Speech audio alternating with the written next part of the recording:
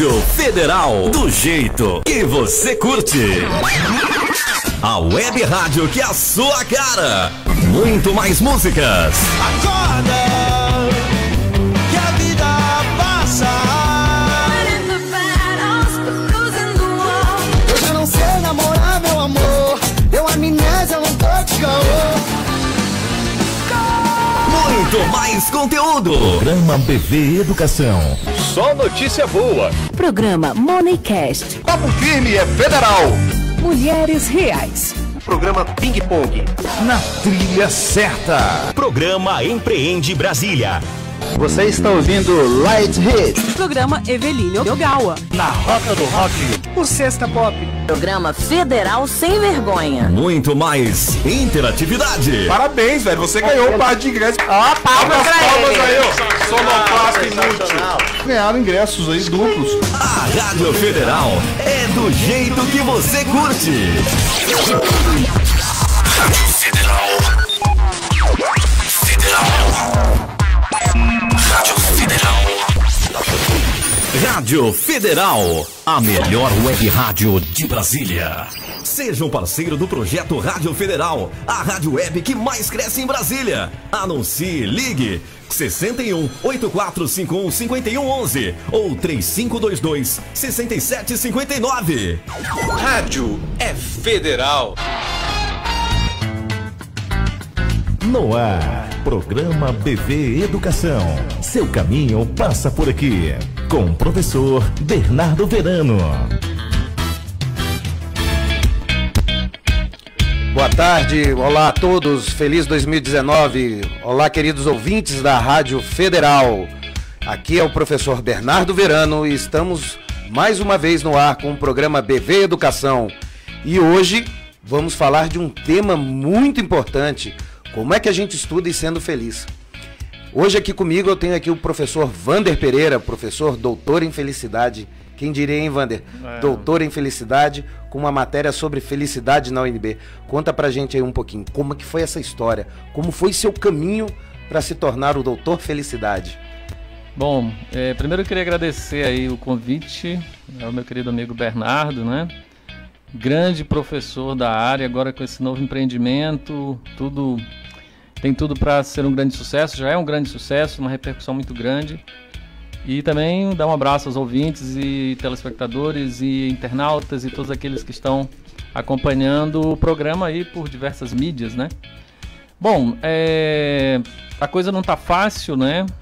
Para ninguém. A saúde mental no mundo inteiro tem caído, né? A OMS tem feito acompanhamentos e tem verificado que os índices de saúde mental têm piorado no mundo inteiro, em diversos países, em diversos continentes, em diversas faixas etárias de renda e etc.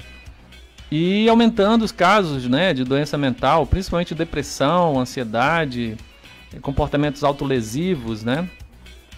E essa população estudantil, ela fica um pouco mais vulnerável porque você atinge ali uma faixa etária onde essas doenças psiquiátricas ou doenças mentais de modo geral, elas têm um índice de ocorrência maior, né? Sempre tive essa preocupação com a saúde mental dos meus alunos, né? Fui professor em diversas instituições aqui no DF, instituições grandes, importantes, e desde quando eu entrei na UNB, eu sempre tive essa pegada de tentar cuidar mais dos alunos, preocupado com a saúde mental deles. E meu sonho era implantar uma disciplina onde os alunos pudessem aprender a ser felizes, né?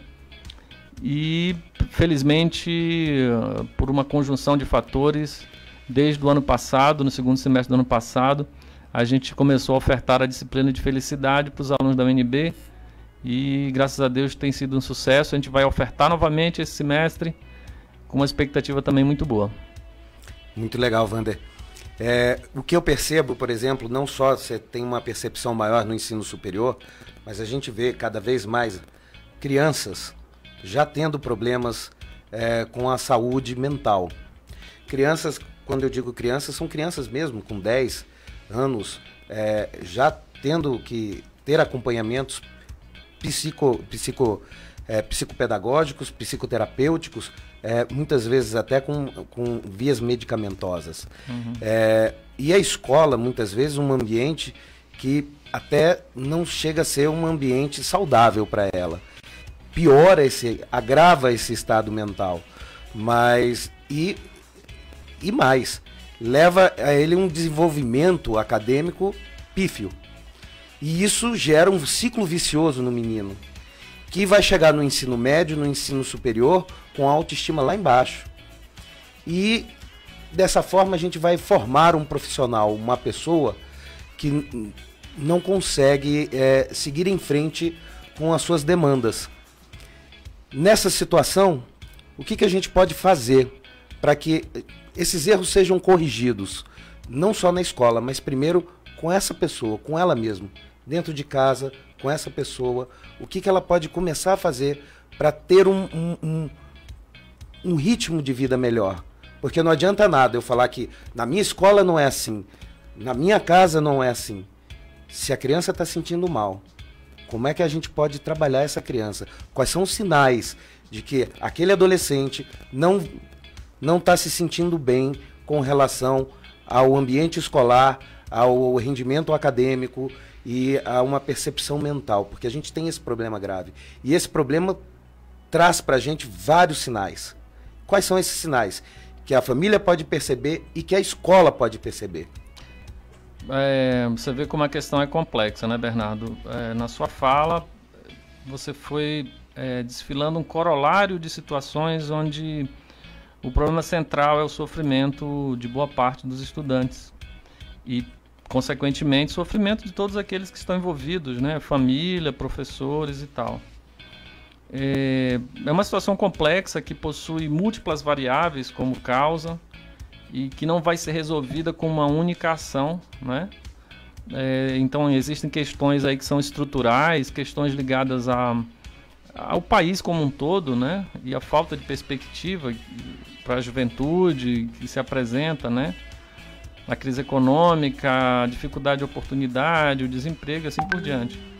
Questões relacionadas à própria escola, de uma maneira geral, ao modelo acadêmico que se implantou nas escolas ao longo de anos e que não se mudou muito, né? Desde a arrumação da sala de aula, que continua a mesma? Basicamente a mesma. O que você tem é um incremento de tecnologia grande nas escolas, e isso diz muito pouco em relação à saúde mental dos estudantes, né? É uma mudança clara de paradigma, né? Que nós precisamos nos dar conta disso, nós educadores, professores, pais de alunos e os próprios alunos. Nós vivemos hoje na sociedade do conhecimento. E o poder central dessa sociedade não está no dinheiro, não está na riqueza material, não está na capacidade dos países em acumularem plantas industriais ou riquezas naturais, mas sim de conhecerem, de terem capacidade de conhecer para inovar, tanto no aumento da produtividade, quanto na reorganização da sociedade como um todo, para produzir bem-estar para aquele país. Então, o conhecimento é a fonte central de valor desta sociedade. E conhecimento, eu sempre repito isso nas minhas palestras, você não pode transferi-lo, né? Eu posso falar que eu posso transferir informação. Informação é possível. Eu posso transferir de um pendrive para um computador, de um computador para um papel, de um papel para um servidor em nuvem e assim por diante. Ainda bem que não saiu disquete. Senão ia entregar a idade, hein? Já imaginou se sai um disquete aí que agora? Já pensou, professor? Hein? Entregava. Entregava, né? É a nossa idade, né? Não, com certeza. Eu sou um pouco mais para trás, né? Eu sou do tempo do disquete flexível, do disco flexível. Não sei se vocês lembram. Não é aquele 3/4, não. É o maior ainda, né? Era um bolachão. Aí, ó, tá vendo? Eu lembro disso. Eu já vi também. em revista. Né? Você pesquisou antes, Pesquisei né? na internet. Mas enfim, é verdade. Então, assim, você pode transferir mídias, você pode transferir informação, né? Eu posso transferir esse áudio, esse vídeo para o computador de alguém e assim por diante. Nesse nível, ok, né? O nível da informação, ok, é possível de lidar com informação incrementando tecnologia. Porém, no nível do conhecimento é preciso ter uma experiência para produzir conhecimento, né? Você precisa ter uma experiência, essa experiência ela está muito, muito eivada de afeto, de sentimento. Então, se o meu lado afetivo, sentimental, ele não está preparado, ou ele está danificado por alguma situação, eu não estou apto a ter uma experiência de conhecimento, que é o que faz com que as pessoas aprendam, desenvolvam, criem, né? Então, não adianta nada eu exigir hoje dos meus alunos que eles mecanicamente memorizem informações e guardem em algum lugar. Porque o desempenho acadêmico na sociedade que nós temos e com as gerações que nós temos, geração fruto de todo esse desenvolvimento tecnológico, né, que já vem desde o século passado, você só é capaz de fazer com que essa pessoa produza, conheça, se você prepará-la emocionalmente para isso. Se não houver essa sensibilidade para essa condição emocional, ao invés de resultados positivos, eu tenho o que a gente tem em grande parte aí, que é o adoecimento desses alunos. E a escola como um todo, nesse modelo que a gente tem fordista, vamos colocar, que ela ainda segue esse modelo, ela não está preparada para dar essa educação emocional. Vamos colocar assim como, realmente, pelo que eu andei lendo, educação emocional, né? Tem a educação cognitiva, mas também tem uma educação emocional. E essa educação emocional, agora que começa a ser discutida, eu tenho visto que de uns 20 anos para cá, nos meios produtivos e empresariais, é que essa história de formação emocional, ela vem sendo discutida. E isso ainda não chegou na escola, não chegou na faculdade. Tanto é que a sua disciplina é a primeira no Brasil que fala sobre alguma coisa parecida com a educação emocional. Isso. Não é isso? Isso.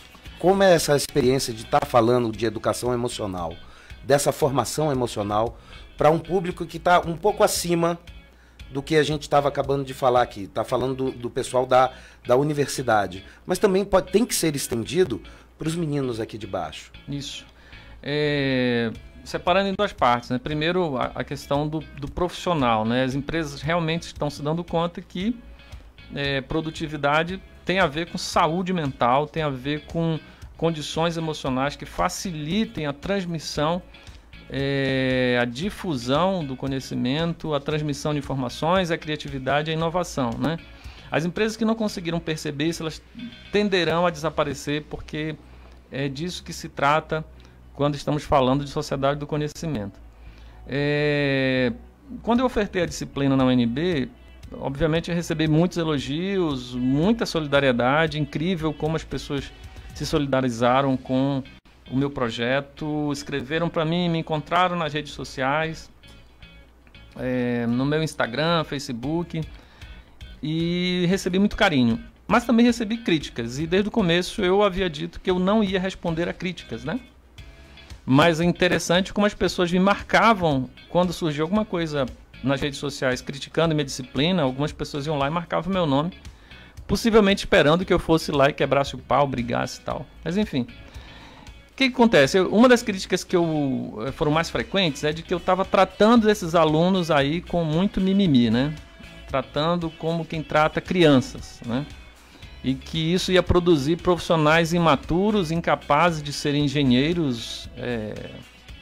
E eu venho de um campus lá de engenharia, né? Apesar dessa pegada aí um pouco mais na área de saúde, humanas, mas eu trabalho no campo de engenharia. E que o engenheiro que fosse formado nessa linha, né, de felicidade e tal, ia ser aquele cara meio molenga, que não ia ter muita resistência à frustração. Eu nunca respondi a essas pessoas diretamente, mas sempre falei em público, nas entrevistas, jornais, que eu também gostaria que os meus alunos não adoecessem. Que eles fossem fortes e saudáveis e que não tivessem problemas de adoecimento mental, depressão, né? Não tivesse autoestima ruim. Obviamente, quem que não quer isso, né? Porém, não é isso que nós temos, né? Então, essa é uma clara evidência de que o profissional do futuro, o desempenho dele, a produtividade dele está extremamente atrelado à sua condição de saúde mental, né? Profissões cada vez mais que exigirão habilidades manuais ou habilidades, digamos que baseado na força física, que estão desaparecendo, essas profissões, as profissões que surgirão são aquelas que serão basicamente baseadas em conhecimento e habilidades cognitivas e afetivas, né? Então, o engenheiro, o profissional do futuro, ele vai ter que ter habilidades afetivas, não só para lidar com pessoas, porque vai haver e está havendo um incremento a partir da tecnologia de relacionamento humano, mas também para cuidar de si mesmo, né? Quer dizer, não adianta eu ser muito bom em vendas ou em qualquer outra área de negócio se eu não consigo cuidar de mim mesmo, né? Você estava contando da parte afetiva, da parte cognitiva, então eu vou puxar a sardinha para o nosso lado.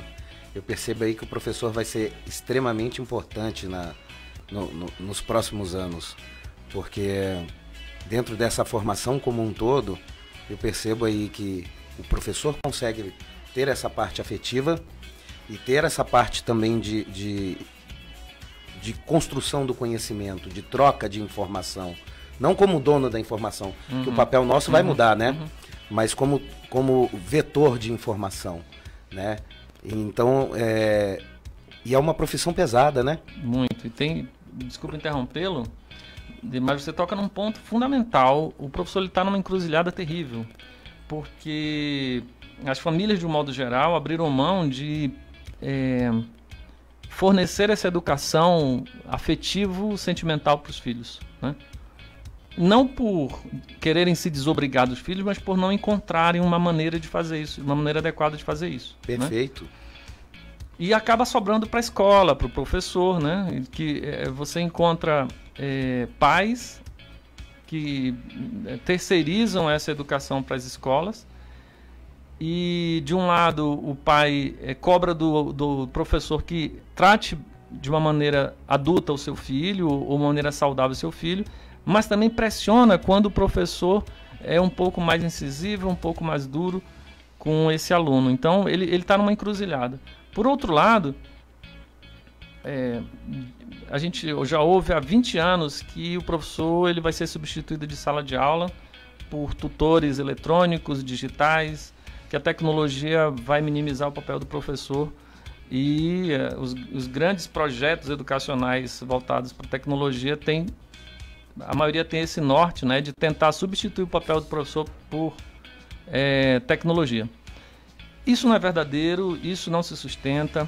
O professor ele tem um papel fundamental no processo educativo, né? Se você for parar para pensar, nós não somos mais donos do conhecimento por uma razão simples, porque o conhecimento e as informações todas estão disponíveis a qualquer um. Qualquer um que tenha um smartphone, que possa acessar o Dr. Google lá, vai saber mais informações do que aquilo que é transmitido em sala de aula. Porém, o que acontece? Essa interação que as pessoas têm com a tecnologia em busca de conhecimento, ela afeta muito uma camada muito superficial do ser humano que ele é, que é a camada do ter.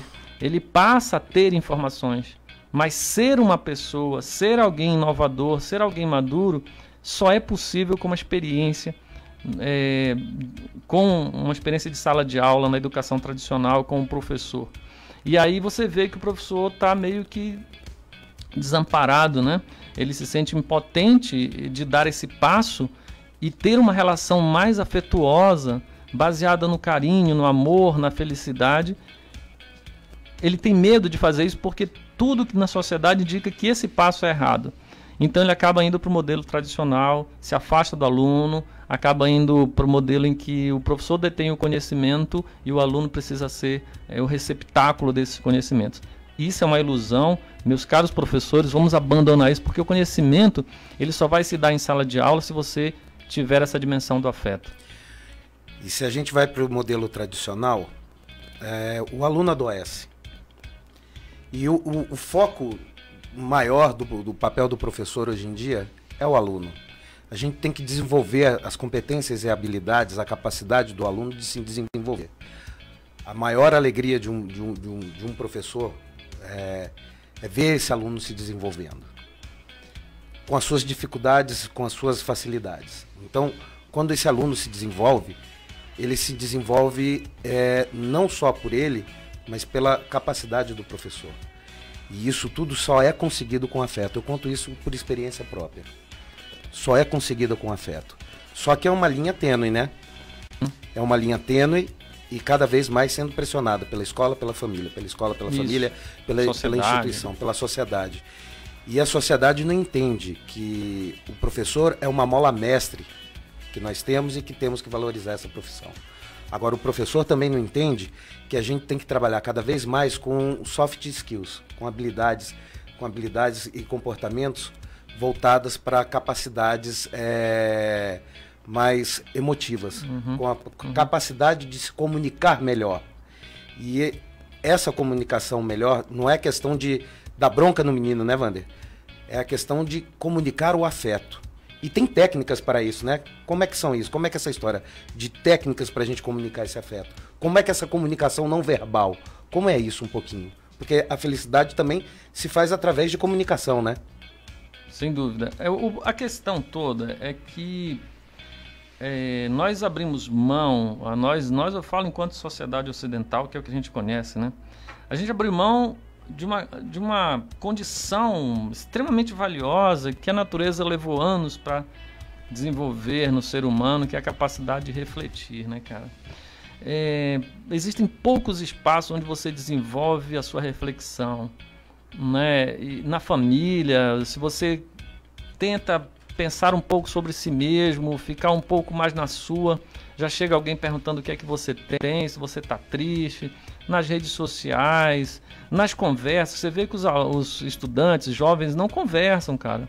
Eles botam o som alto exatamente para não terem que conversar, né? Não terem que falar de si mesmo, não terem que conhecer o outro. Essa falta de conexão com o outro, ela só é possível se você consegue conhecer a si mesmo. E para conhecer a si mesmo é preciso refletir, né? A gente está num período em que as pessoas estão reagindo muito e refletindo pouco. Há uma escassez de possibilidades onde as pessoas aprendam a refletir, né?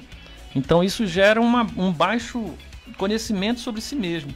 Esse conhecimento sobre si mesmo, né? Quem eu sou, o que faz sentido para mim, cara, como é que eu sou feliz, ele dificulta todo um uso saudável do que nós conquistamos em termos de tecnologia, né? Por exemplo, vou dar um exemplo muito claro aqui, vou falar um pouco da minha história, se é que você me permite falar, né? O caminho é seu, seja feliz. Pô, muito obrigado. Estou sentindo extremamente feliz aqui, né? Bem lembrado, professor. Não é? Então, eu sou lá do Pará, né? E meu avô chegou no Pará para conquistar a floresta, né? Disseram para ele, vá lá e o que você conseguir derrubar de floresta é seu, né? E ele deixou a família dele distante, né? Então, para se comunicar com a minha avó, né? Meu avô mandava uma carta ali e quem fosse viajar para onde ela morava, ele levava.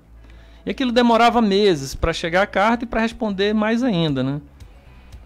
Só que quando a carta chegava, assim, era uma felicidade, tanto para minha avó quanto para meu avô. Não importa se eram 3 meses, 2 meses de gap ali, mas era uma grande felicidade. Hoje, o que eu percebo? Que quando as pessoas te mandam um WhatsApp, que aqueles 2 tracinhos ficam azuis, se você não responder em 5 segundos, em 10 segundos, a pessoa manda outro, cobrando, né? Eu vi que você visualizou, por que você não me respondeu? Então, assim, essa ansiedade, ela não vem da tecnologia, ela é potencializada pela nossa conduta, porque a gente quer reação, a gente não quer reflexão, né? Receber notícias de alguém tem que ser instantâneo, tem que ser agora. A gente vive conectados. As pessoas passam um dia conectado com as ferramentas, né? Mas tem dificuldade de se conectar com as pessoas. Então isso não é um problema da tecnologia, é um problema das pessoas, das atitudes. Desenvolver esse autoconhecimento, conhecer a si mesmo a partir de um processo reflexivo, para que você possa estabelecer uma conexão com o outro, é a base de toda habilidade que as pessoas precisam para alcançarem a felicidade. O professor em sala de aula, ele não pode ter medo do aluno, né? Ele não pode ter medo de tratar bem e algumas vezes dar bronca, né? Porque também sumiu do nosso mapa aí, do politicamente correto, você chamar a atenção de um aluno, você corrigir um aluno, isso aí desapareceu. Ora, se o professor faz isso de uma maneira afetuosa, pensando no bem-estar do aluno, cuidando do aluno, né? O que nós somos hoje em sala de aula se o conhecimento que nós temos não está mais só com a gente e tem diversas maneiras do aluno alcançá-lo e até às vezes melhor do que aquilo que a gente poderia passar. Então nós somos tutores, nós somos coaches, nós somos condutores, nós somos aqueles caras que levantam a estima do aluno e dizem assim, vai que você é capaz. Eu vou te falar uma coisa, Bernardo, que me deixou extremamente surpreso, embora eu já imaginasse que a coisa poderia não ser muito saudável, mas é uma epidemia de alunos, praticamente uma epidemia no nível superior, de alunos que dizem que não são capazes, que não acreditam em si mesmo, né? Que com o primeiro fracasso, a primeira reprovação, eles desistem, né? E quando conseguem desistir, porque alguns não conseguem desistir pelos compromissos que assumiu com a sociedade, com os pais e consigo mesmo, eles não conseguem desistir e adoecem. Mas é uma epidemia de pessoas dizendo, eu não sou capaz, eu não consigo, eu não mereço. Um repertório vasto de depreciação sobre si mesmo e uma capacidade muito baixa de dizer assim, eu sou bom, eu consigo, eu vou atrás, eu acredito em mim, né? E se o professor conseguir trabalhar isso no aluno, olha, você é capaz, você consegue, eu te ajudo, eu estou do seu lado, ele já estaria dando um grande passo na busca desse novo modelo de relacionamento para que o aluno possa realmente se tornar um profissional maduro, capaz, tecnicamente e afetivamente.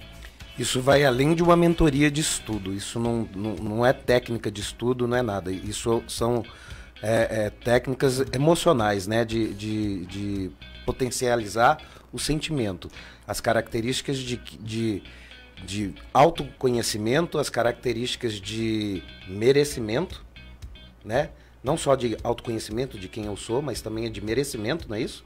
Pelo que eu entendi, e de quando você chega lá, passei no vestibular, é o de se manter lá em cima. Uhum. Vamos colocar assim, que eu passar no Enem, passar no PAS, cheguei lá. E quando você está me contando aí, quando o aluno chega lá, ele ainda tem a desistência. Tem. Então, quer dizer, ele tenta aqui se autoconhecer, se esforça, ele passa por aquela fase do que eu não sou capaz, passou, chegou lá e ainda ele fala assim, agora eu não quero mais, vou voltar para trás e vou começar tudo de novo, né?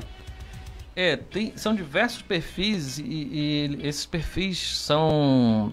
tem um liame aí que junta eles, né, um amálgama que junta eles, que é o seguinte, é a dificuldade de lidar com a frustração, né? É um medo muito grande de errar, um medo muito grande de ser avaliado, ser julgado, né? E obviamente que a gente tem medo, naturalmente deveria ter medo de coisas que nos afetam a nossa integridade física, né? Os outros medos são construções sociais, né? Ter medo de ser humilhado, isso não vem da nossa biologia, né? Nós não nascemos assim, eu tenho medo de ser humilhado. A gente aprende isso é uma construção social. Então, esse medo de fracassar, de frustrar-se, ou o medo de decepcionar alguém, vou abrir mais uma digressão em cima disso que eu estou falando, para falar o seguinte, eu conheço grandes pais, excelentes pais, amorosos, cuidadosos e carinhosos, atenciosos com seus filhos, que os filhos fracassam de uma maneira emocional porque se sentem pressionados por não decepcionar esses pais maravilhosos. Olha que coisa interessante, né? Esse fenômeno interessante. O pai é cuidadoso, a mãe é cuidadosa, e o filho sente que deve a eles alguma coisa, né? E às vezes ele tem medo de fracassar por causa disso. Então são diversas situações, mas o ponto central aí é essa dificuldade de lidar com a frustração, com o medo de decepcionar, né? Nós temos visto que para muitos alunos, por exemplo, passar na UNB, que é uma grande instituição, é um fator de felicidade enorme, né? E aí não só para ele, para os pais dele, para a família, para os amigos, às vezes é uma geração inteira de pessoas que se realizam quando um aluno passa na UNB. Mas dali a 2, 3 semestres o cara começa a ficar triste, a UNB passa a ser a fonte dos seus problemas, ele começa a adoecer e ele não sabe o que fazer com isso, né? Então, para muitos alunos, até desistir, reconhecer que não dá conta, essa possibilidade não existe, né? Então, é uma situação complexa, que não tem uma fórmula. Eu não trago aqui nenhuma fórmula, não sou eu que vou resolver o problema da educação no mundo.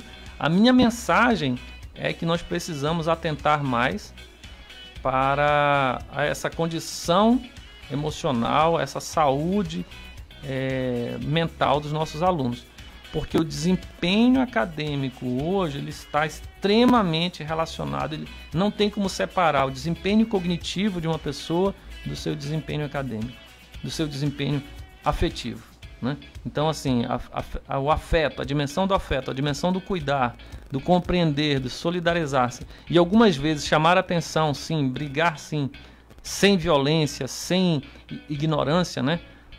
Se o professor conseguir encontrar esse meio, e aí é importante também a gente considerar que o professor é uma pessoa, e como pessoa ele também tem suas dificuldades e suas facilidades e dificuldades para encontrar esse caminho do meio aí. Wander, você acha que a geração de crenças na criança pode fazer crenças negativas, né?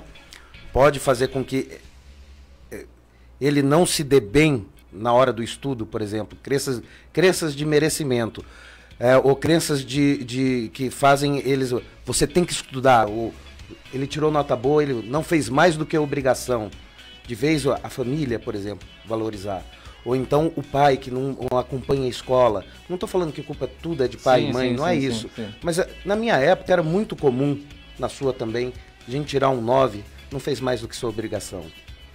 Ou tirar um 3, poxa, menino, tem que melhorar. O 3 faz parte, assim como o 9 faz parte. Como lidar com isso, né? Como trabalhar essa crença de merecimento?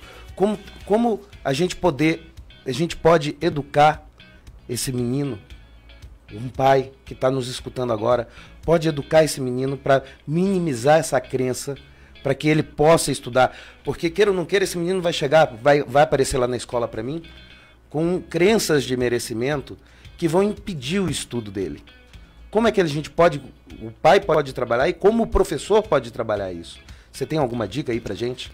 Sim, excelente questão, Bernardo. Eu não gosto muito de dar dicas, receitas, né? Porque assim, eu prefiro que as pessoas encontrem seus caminhos, mas existem algumas coisas que são... a gente vai aprendendo e vai observando, né? E estudando também, né? O mais importante disso tudo é que os pais não percam a conexão com seus filhos, a conexão verdadeira, né? Você pode brigar, você pode ter problemas com seu filho, você pode discutir com eles, mas o que não pode é você se afastar afetivamente dos seus filhos.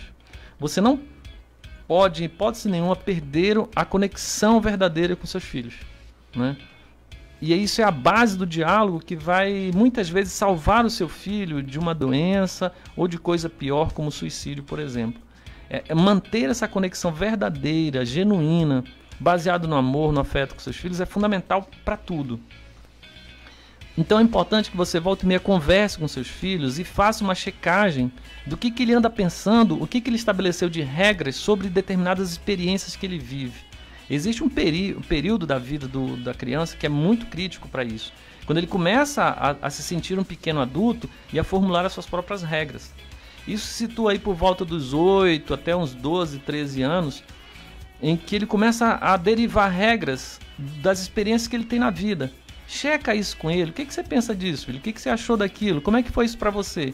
E você vai ver que às vezes ele está ali com um pensamento errado sobre o mundo, porque ele ainda é uma criança, né? Apesar de já ter capacidade de raciocínio, como diria o Piaget, mas ele ainda é uma criança. Então você checa essas regras, o que ele está formulando?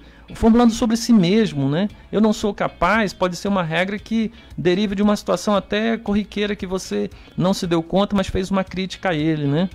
Então, assim, checa isso com ele. E você só vai ser capaz de checar, ele só vai dizer a verdade, o que ele pensa realmente, se ele não se sentir ameaçado em falar isso para você, né? Nunca faça, como assim, eu já vi pais fazendo, meu filho, fale a verdade, e quando o menino fala a verdade, ele senta a madeira no menino, e aí estragou tudo, né? Porque o menino, ao falar a verdade, não pode ser punido.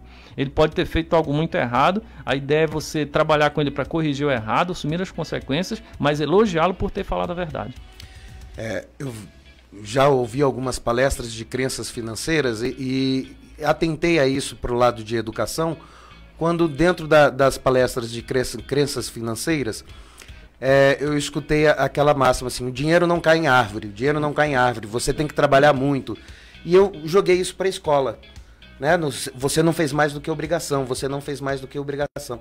Imagina isso reverberando na hora de fazer um Enem, na hora de fazer uma prova. Uhum. Eu vou contar uma história aqui para quem está nos escutando. Eu conheço um rapaz que ele passou agora no Enem depois de três, digo nada mais do que 3. Esse foi o 4º Enem que ele fez. E se você for ver, ele sabe tudo de matemática, tudo de física, tudo de química, tudo de geografia. Ele bate um papo com você de alto nível e pergunta aprofundado. A menor nota que ele tirou foi 800 no Enem. Mas ele queria passar no UNB. Ele passava para fora de Brasília todas. Ele passou agora. E ele queria passar para fora de Brasília. Teve uma vez até que eu falei: cara, põe sua nota fora, passa fora. E ele foi.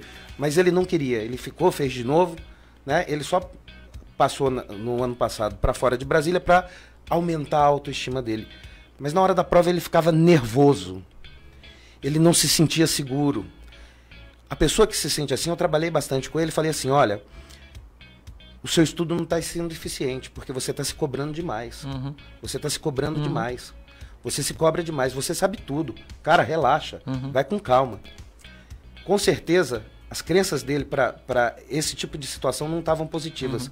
Ou minha análise estava muito errada da situação. Como é que era isso? Que as pessoas que chegam na hora de prova, porque eu conheço muitos alunos. Poxa, professor, estudei demais, fiz demais, sei tudo. Chego na hora da prova, não desenvolvo. Como é que é isso? Como é que a gente pode ver esse lado assim? Como é que a gente pode trabalhar? O que a gente pode falar para esse aluno? Como é que a gente pode acolher esse cara afetuosamente? Você vê que nessa seara aí não tem nada fácil, né, cara? São questões muito complexas. Eu estava dando uma palestra numa grande escola aqui em Brasília para crianças aí de 12, pré-adolescentes, adolescentes, até uns 16 anos.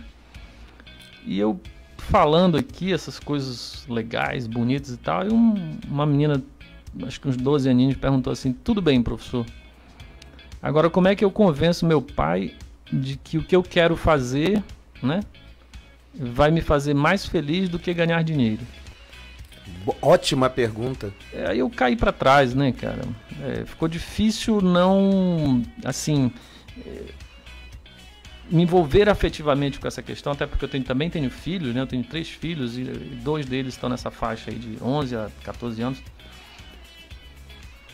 E aí eu comecei a pensar que é preciso também fazer um trabalho com os pais, porque, veja bem, quando um pai fala assim pro filho: olha, você tem que estudar para ser alguém na vida. O que é ser alguém na vida, né, cara? Você tem que estudar para ser feliz, cara. Você tem que se formar e às vezes não precisa nem estudar. Se você quiser fazer outra coisa, mas que isso te faça feliz e consiga gerar renda para você sustentar os seus sonhos, isso é suficiente. Mas a gente segue um modelo em que esse modelo é massacrante, né? De que você tem que se dar bem e escolher as profissões que gerem mais dinheiro, né? E, cara, dinheiro não traz felicidade. O pessoal até brinca, dinheiro compra felicidade, né? Mas isso é uma falácia. Enquanto brincadeira, tudo bem, mas não existe isso. O que existe de fato é que pouco dinheiro realmente, assim, o que a gente sabe hoje no mundo é que os países que têm o IDH muito baixo, eles têm índice de felicidade baixo também, porque não é simples você ser feliz correndo atrás da comida, do barraco, do vestuário, né? Não existe isso. Mas atingindo um certo patamar financeiro não faz diferença nos índices de felicidade das pessoas. Dizem os americanos que $70 mil por ano, se você conseguir atingir esse patamar, não faz diferença se você vai ser menos feliz, ter com mais $10 mil ou $100 mil para mais ou para menos. Enfim, é uma brincadeirinha aí, mas existe um certo patamar de renda em que não faz diferença você ter mais um pouco ou menos um pouco em relação à sua felicidade. Então, é um verdadeiro, assim, você joga uma bola de aço nas costas do seu filho quando você fala, você precisa escolher alguma coisa que te faça alguém na vida, né? Você tem que ter uma profissão que que garanta a você um futuro financeiro estável. Isso é uma bobagem, né? Quando o seu filho chegar e falar assim, papai, eu quero fazer filosofia na UNB, pois a incentive ele a ser o melhor filósofo e com isso sustentar os seus sonhos, com isso sustentar a sua felicidade, entende?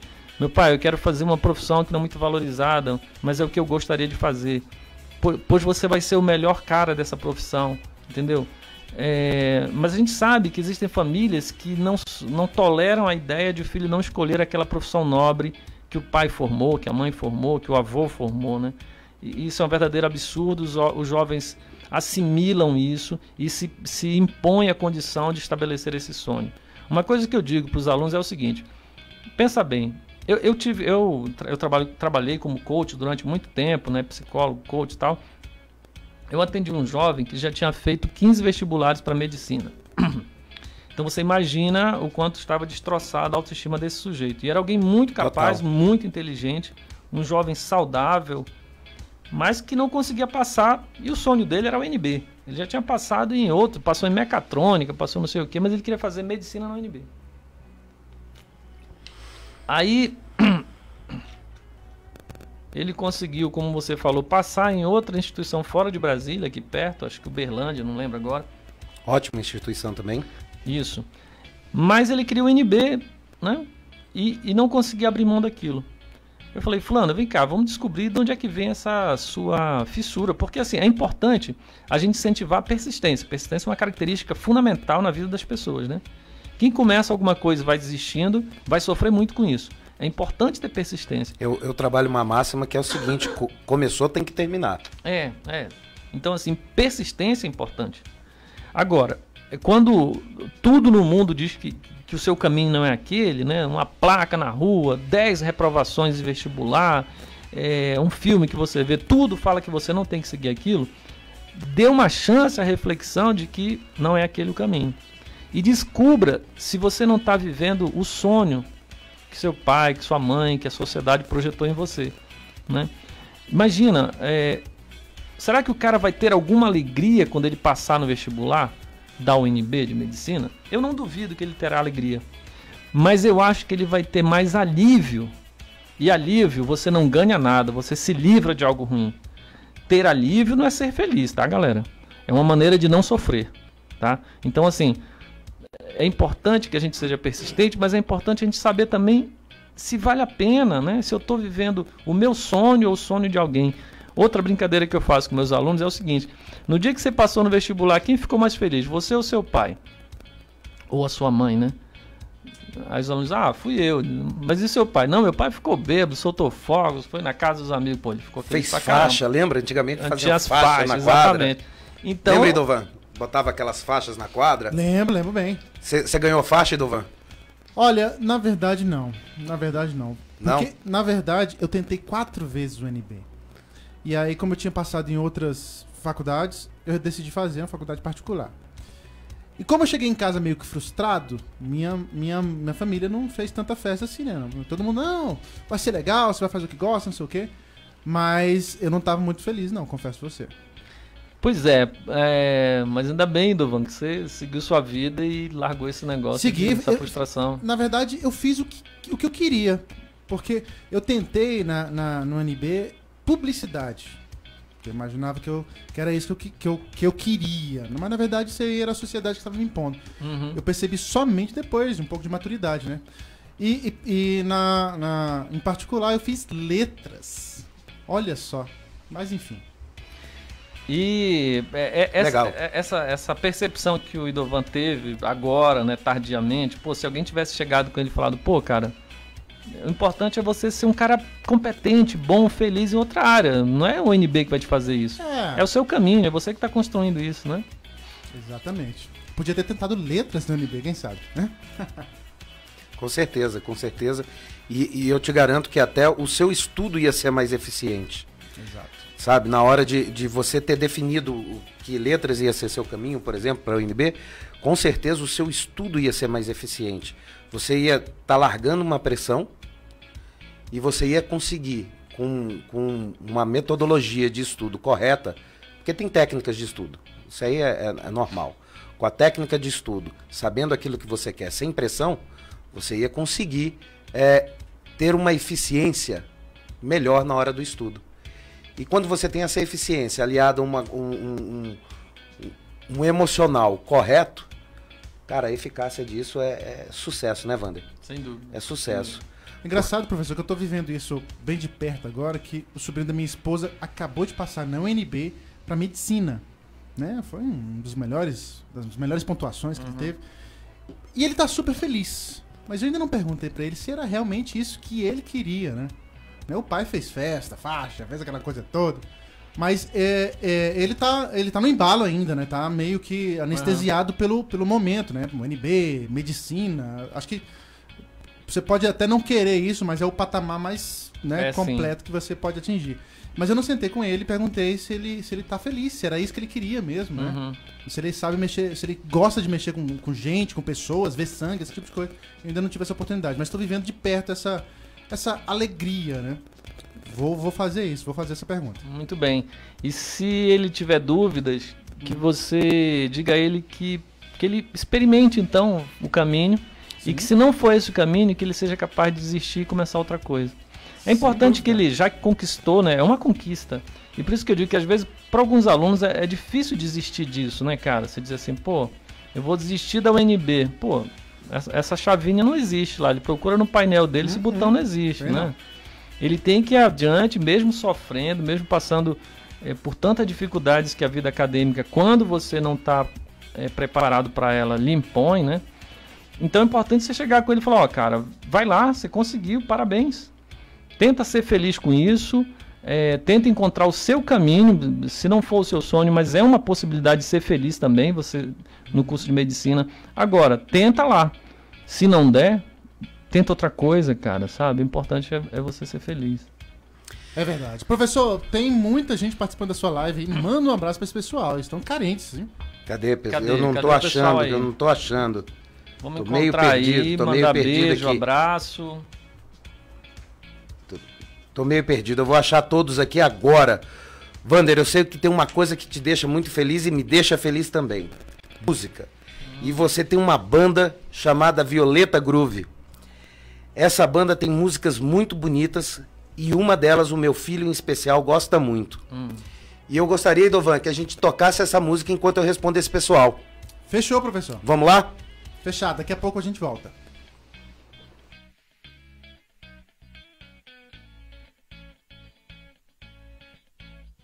Aqui agora, Wander, eu sei que tem uma coisa que te deixa muito feliz.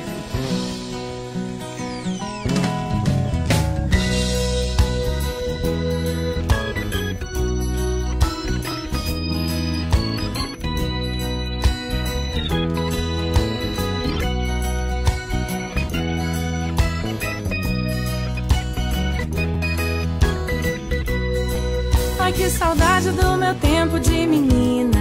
Porta de casa lá do meu interior. Brincar de roda era o que a gente mais fazia. Contar histórias também tinha seu valor. Que saudade do meu tempo de menina. Porta de casa lá do meu interior. Brincar de roda era o que a gente mais fazia. Contar histórias também tinha seu valor. No canto da cigarra, sempre à tardinha, pedir Ave Maria para nos alumiar. Pedir Ave Maria para nos alumiar.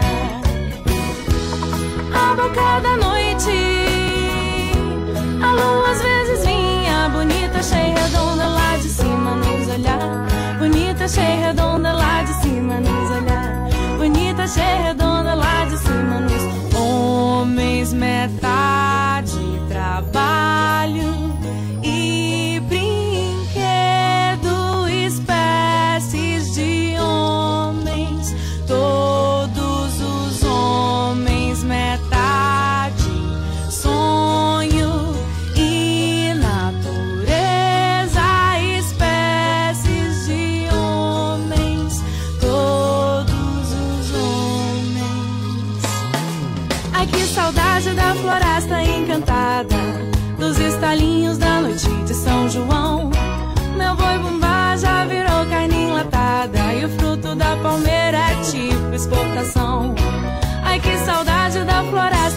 encantada dos estalinhos da noite de São João. Meu boi bumbá já virou carne enlatada e o fruto da palmeira é tipo exportação. A luz de lamparina, candeeiro velho, fazendo fumaça, clareando meu quintal, fazendo fumaça, clareando a arraial. Mamãe sempre contava histórias tão bonitas das lendas de visagem cantigas de boi bumbá, das lendas de visagem cantigas de boi bumbá, das lendas de visagem cantigas de boi bumbá, das lendas de visagem cantigas de boi bumbá.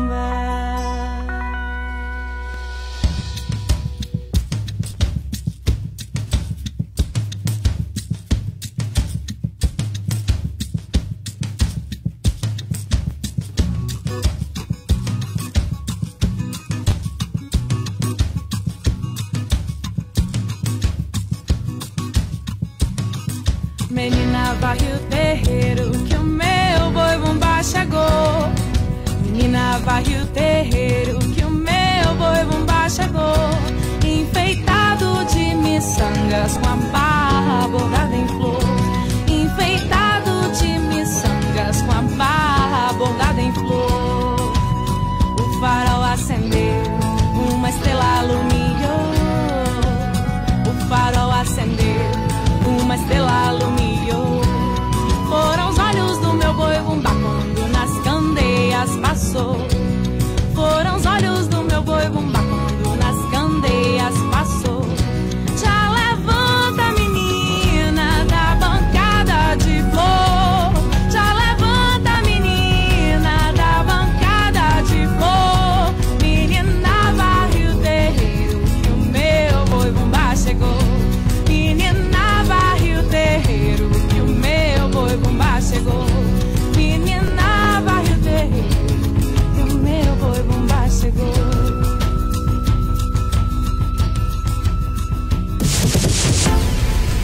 Você está ouvindo o programa BV Educação. Seu caminho passa por aqui, com o professor Bernardo Verano. Rádio Federal.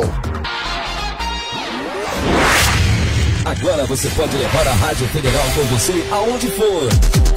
Aplicativo exclusivo Rádio Federal para iOS, iPad, iPhone e Android. Agora você pode ouvir a Rádio Federal onde estiver e quando quiser. Baixe agora no Google Play ou na Apple Store. Curta a melhor web rádio de Brasília. Rádio Federal, do jeito que você curte.